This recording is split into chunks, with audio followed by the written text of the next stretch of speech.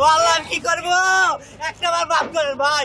ও ভাই আমি ভাই এই রোডে আমার। আপনারা জানেন যে ঢাকাতে যে পরিমাণ অবৈধ ব্যাটারি চালিত রিক্সা চলে এসছে, এটা নিয়ে জনদুর্ভোগ একদম চরম পর্যায়ে পৌঁছেছে।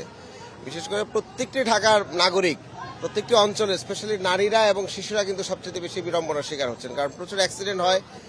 রিসেন্ট যে গবেষণা হয়েছে সেখানে ঢাকার 20% যে অ্যাক্সিডেন্ট, সেগুলোর একটি বড় কারণ হচ্ছে ব্যাটারি চালিত রিক্সা।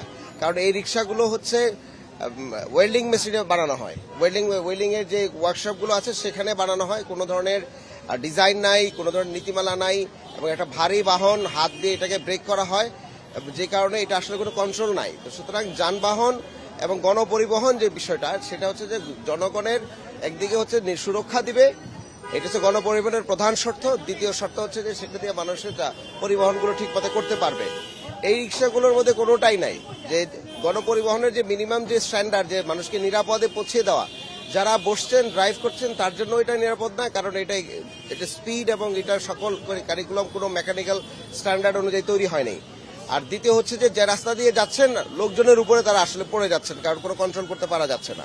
তো সুতরাং এটার কোনো ধরনের বৈধতা এখানে নাই, আপনারা ভালো করে জেনে থাকবেন। এবং আমরা সরকারের পক্ষ থেকে বৈধ রিক্সা, যেটা মানুষের জন্য সুরক্ষা দেয়, সেফ যানবাহন আমরা তৈরি করছি। সরকার প্রাইভেট সেক্টরকে বলেছে, ডিজাইন দিয়ে দিয়েছে, তারা তৈরি করবে। এবং প্যারালালি আমরা হচ্ছে ট্রেনিং এর ব্যবস্থা করেছি, এই মাস থেকে শুরু হবে। তো সুতরাং রিক্সা যারা চালাবেন কিংবা যে কোনো পরিবহন যারা চালাবেন, তার তো ড্রাইভিং এর ট্রেনিং লাগবে যে কিভাবে সে এটা চলবে। সুতরাং একদিকে ট্রেনিং দেওয়া হবে, ট্রেনিং এ যারা পাস করবেন তারা অ্যাপ্লাই করতে পারবেন রিক্সার জন্য। একটি ভোটার আইডি কার্ডের এগেইনস্টে শুধুমাত্র একটি রিক্সাই দেওয়া হবে। তো সুতরাং রিক্সা দিয়ে এই যে বাণিজ্য করা, ব্যবসা করা, সেটা আসলে বন্ধ হবে সবার প্রথমে।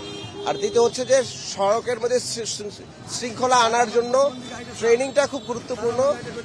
এবং ট্রেনিং এর সাথে সাথে গুরুত্বপূর্ণ হচ্ছে যে যারা ট্রেনিং এ পাস করবেন তাদেরকে আমরা সিটি কর্পোরেশনের পক্ষ থেকে যে বৈধ রিক্সাগুলো তৈরি করা হবে, সেই রিক্সাগুলোর আমরা লাইসেন্সিং করব। তো সুতরাং লাইসেন্স ছাড়া কোনো রিক্সা ঢাকা শহরে নামানো হবে না, এবং ঢাকা শহরে লাইসেন্স পাওয়ার পরেও কোনো রিক্সা মূল সড়কে আসতে পারবে না। এটা দুটো গুরুত্বপূর্ণ বিষয়। সুতরাং মূল সড়কের বাইরে ভিতরে লাইসেন্স সহ বৈধ রিক্সাগুলো নির্দিষ্ট জোনে নির্দিষ্ট এলাকায় রিক্সা চালাতে পারবেন, এক রিক্সা অন্য এলাকার মধ্যে যেতে পারবে না। এই ধরনের শক্ত কাঠামো আইন আমরা তৈরি করছি, গাইডলাইন আমরা তৈরি করেছি, আমরা স্ট্যান্ডার্ডটা তৈরি করেছি যে বাহনটা তৈরি করা হবে সেই বাহনটার স্ট্যান্ডার্ডটা কি এবং কারা কারা এটা তৈরি করতে পারবেন। যেখানে সেখানেই রিক্সা উৎপাদন কেউ করতে পারবেন না, তাদেরও আর আমাদের